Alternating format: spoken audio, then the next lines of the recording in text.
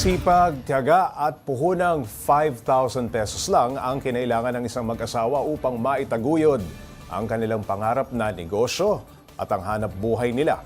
Umabot na nga sa ibang bansa. Para bigyan ng mukha ang balita, Mobile Journal, Denise Valdesancho. Isang dating janitor at isang nakaranas ng failed family business. Yan ang simula ng mag-asawang Henry at Apple Raka. Sino ba naman kasi ang mag-aakalang ang sinimula nilang cosmetic business noong 2006 magbo-boom? Kami po ay 8 magkakapatid. Ang magulang ko isang kahing isang tukayan. So, farmer ang tatay ko. So, nag-janitor po ako at the age nung pagka-graduate ko ng high school. Nagpunta po ako ng Lucena. Then, nag-working student ako doon. Nag-ano ako sa mall. Sa gabi, nag-aaral ako. Nang makapagtapos ng kolehiyo, napadpad si Henry sa mundo ng sales kung saan nakilala niya si Apple.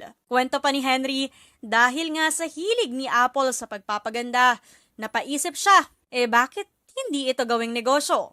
Well, actually, talagang nung time na yun, 25 years old kami, walang tulugan pupwede. Kasi bata pa Lumago ang dati nilang munting negosyo.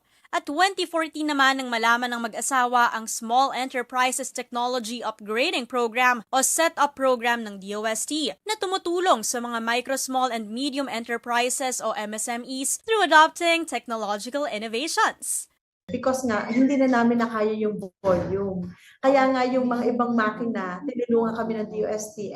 And paano namin i-set up like yung mga ibang certification namin, kung paano namin ibawas yung mga waste, tapos yung mga risk management namin like yung pag-i-insure ng aming mga building, yung aming mga production, yung machines. Sa halos 2 dekada ng kanilang pagnenegosyo, mula sa 5 tao, nasa 600 na ang hawak nilang empleyado ngayon at ang sinusuplayan nila umaabot na ng Amerika at Middle East. Para kasi sa mag-asawa, every produce namin ng mga sabon, malaki yung aming kasing requirement ng coconut oil industry. So ngayon, natutulungan namin yung mga magniniyog. At the same time, yung mga local farmers, kasi po ang advocacy namin sa export, yung ating produktong Pinoy, ibida natin sa ibang bansa, which is nangyayari na po ngayon. So, hindi lang yan, dahil sila ang kauna-unahang Pinoy cosmetic company na may halal-compliant manufacturing plant as certified by the UAE. Bukod dyan, may halal certification din sila sa Middle East mula sa Prime Certification Accreditation.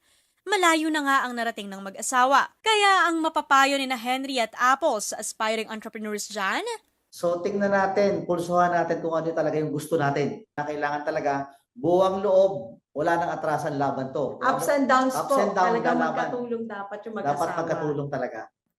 Hindi sinukuan, pinagtulungan at magkasama every step of the way. Ganyang hinarap ni na Henry at Apple ang bawat hamon, leading to their success. Mobile Journal, Denise Valdesancho po, hatid ang mukha ng balita.